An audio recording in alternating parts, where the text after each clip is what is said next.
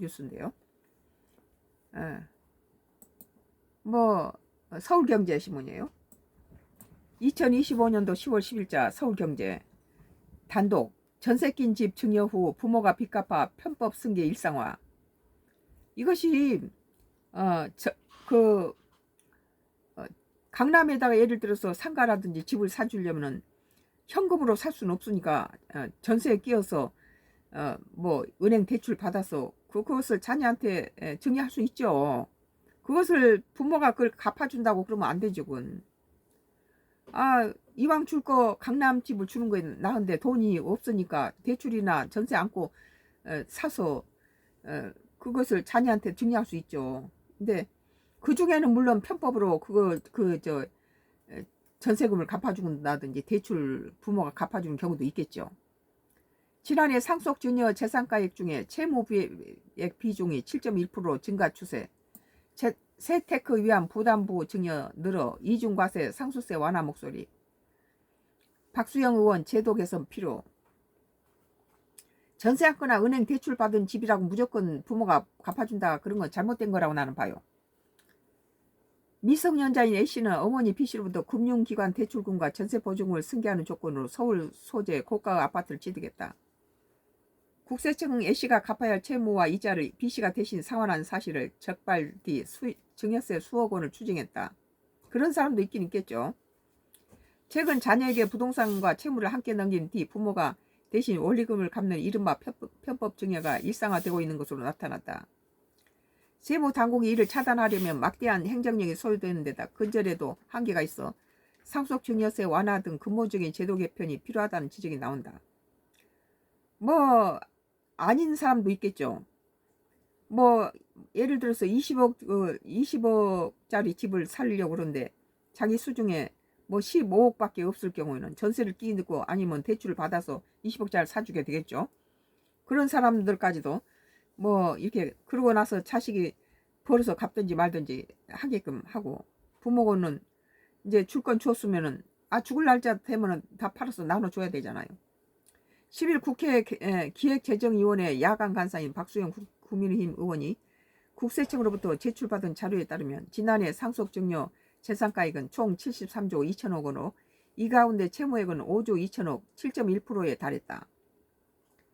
상속증여 재산가액 중 채무 비중은 문재인 정부 시기 2022년부터 21년에 7.7% 기록한 뒤 2022년 4.8% 줄었다가 최근 다시 증가세로 돌아섰다. 이것은 집값이 올랐으니까 그전에는 뭐 10억으로 살 수 있는 게 지금 20억이 됐다면은 그 10억에 대한 대출이나 전세 보증금 이런 것들 끼워서 줬겠죠.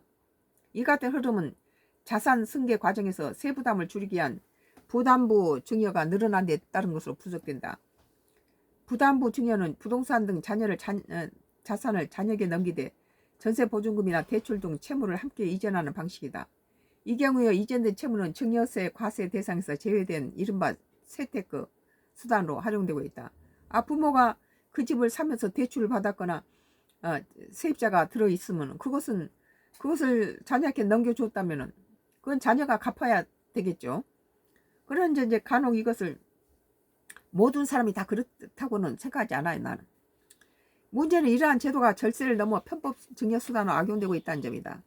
실제로 부모가 자녀에게 전세 낀 부동산을 증여한 뒤 자녀 대신 원리금을 상환하는 꼼수 승계 사례가 확산되고 있다. 국세청이 최근 5년간 부채 사후 관리 점검을 벌인 결과 부정 사례에 따른 추징금만 823억 원에 달했다. 그러나 인력 한계로 적발되지 않는 사례까지 감안하면 실제 편법 증여 규모는 이보다 훨씬 클 것으로 추정된다. 특히 서울과 수도권 주요 지역의 집값 상승세가 9.7% 공급 대책에도 불구하고 다시 고개를 들면서 세 부담을 느낀 가구를 중심으로 부담부 증여가 급증할 것으로 예상된다. 자력이 없는 미성년자 자녀에게 부동산을 넘겼을 경우 부모가 대신 원리금을 변제하는 위법 사례도 늘 수 있다는 관측이 나온다. 부동산 전문인 김혜린 법무법인은 신목 대표 변호사는 집값이 가파르게 상승하는 만큼 증여세 부담을 줄이기 위해 부담부 증여를 활용하는 사례가 늘고 있다며 이 과정에서 부모가 원리금을 대신 갚거나 자녀에게 생활비를 별도로 지급하는 편법이 자행된 경우가 많다고 꼬집었다. 전문가들은 이러한 조세 회피 행위를 근본적으로 차단하기 위해서 제도적 보완이 필요하다고 지적한다. 미국, 영국처럼 채무 인정에 대한 입증 책임을 납세자에게 부과하는 방안이 대안으로 거론된다. 다만 이는 번거로운 절차가 수반되는 만큼 납세자들의 조세 저항을 불러일으킬 우려가 크다는 반론이 있다. 나도 개인적으로 집이 한 채인데 자녀가 둘이란 말이에요. 그러면은 집을 팔아가지고 그래도 우리가 평생 강남에서 살았으니까 그 근방에 작은 집으로 두 사람한테 나눠주기 위해서는 그게 뭐 한 10억 정도씩은 대출이나 전세라든지 대출 받든지 그렇게 해서 거기에다가 뭐 5억이나 10억 정도는 대출 받아서 해서 자기들이 갚아 나가든지 그럴 계산을 하고 있는데, 우리는 이제 뭐 저기 시골에 와서 뭐 45년 갖고 있는 집을 이제 자식한테 물려주려고 그러는데 딸 하나 아들 하나니까 둘이 반도박 낼 수는 없으니까 팔아서 증여를 해야 되겠죠. 이 때문에 탈법을 유도하는 원인으로 지속된 상속 증여세를 부담 안 하는 것이 현실적인 개선적으로 꼽힌다. 대표적으로 배우자에 대한 자산 이전에 세금을 물리고 자녀 이전 때 다시 과세하는 이중과세 구조를 개선해야 한다는 목소리가 크다. 그렇죠. 현행 상속세 이중과세 구조 개선에 세부담을 낮추면서 탈세 부분에 대해서는 엄격하게 처벌하는 형태가 가는 편이 적절하다고 말했다. 뭐 우리나라는 여기서 뜯기고 저기서 뜯기고 집 한 채 갖고 있으면 다 날아가 버리잖아요. 죽을 때 다 날아가 버리니까 지금 이재명 정부가 그 상속세를 집 하나 가지고 있는 것에 대해서는 자녀한테다가 뭐 18억까지는 봐준다는데 그건 참 좋은 방법이라고 생각해요. 그 법안은 이재명 정부에 대해서 그건 참 잘하는 거다. 대북 정책이라든지 중국이라든지 러시아에 관한 이 생각도 나는 찬성해요. 그것이 진보 뭐 문재인 정부나 김대중 때나 이재명 정부에 들어와서 이 대북 관계가 이렇게 저기 전쟁의 위험을 가져다주고 이런 것에 조금 느슨해지는 것은, 남북이 좋은 관계를 유지해야지 미국이 저렇게 뭐 저런 짓거리를 뭐 9배를 내나 이런 짓거리 안 하죠. 미국의 9배의 주한미군 주둔비를 낼 바에 차라리 북한, 우리 동포인 북한 도와주라. 그래서 통일하자.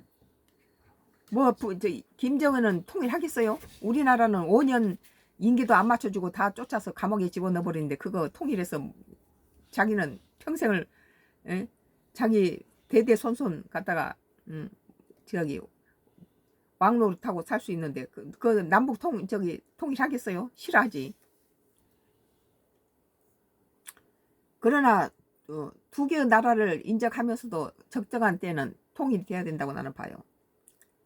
이재명 대통령 역시 지난달 회견에서 배우자 상속세 공제 한도를 현재 10억에서 18억 원으로 올리겠다고 공언한 바 있다. 이건 참 잘한 것이다. 우리같이 뭐 부자도 아닐 뿐더러 뭐 그 강남에 집 한 채 가지고 45년을 살았는데 그것을 가지고 저 죽고 나면 다 세금으로 떼어버리고 자식한테 뭐가 손바닥에 남겠나. 이건 잘한 일이라고 생각해요. 박 의원은 상속 증여 재산에서 부채가 공제된다는 점을 악용해 조세 회피 행위는 성실 납세자에게 상대적 박탈감과 도덕적 해이를 불러일으킬 수 있다며 변칙적인 부대물림이 편법 증여로 이어지지 않도록 법적 행정적 제도 개선이 뒷받침해야 한다고 강조했다. 뭐 일부 그런 사람도 있겠지만 또 우리처럼 이렇게 집을 사는데 집 한 채를 두 놈을 나눠주려니까 부족한 부분은 대출 좀 받거나 임대를 안고 이렇게 나눠줄 수 있죠. 박 의원은 현재 우리나라 상속세 최고 세율은 50%이고 최대 주식 할증 평가가 20%를 반영하면 사실상 60% 세계 최고 수준이라는 거예요. 상속세가. 이제 우리도 글로벌 스탠더드에 발맞춘 낡은 상속세 구조를 유사한 취득세로 바꾸고 장기적으로는 자본이 이득세로 나가야 한다고 강조했다. 우선 상속세가 조금 18억까지 집 한 채는 좀 이렇게 봐주는 거, 그런 거 좋은 거다. 그런 것은 대찬성이에요. 오늘 서울경제 2025년도 10월 10일자 기사 단독인데요. 전세 낀 집 증여 후 부모가 빚 갚아 편법 승계 일상화라는데 전부 이러지는 않는다는 거예요. 전부 몰아붙여서 그런 식으로 또 나가면 우리 같은 사람도 피해를 보죠. 썬가 크루스의 나의 정치 코멘트를 여기서 끝마치겠습니다.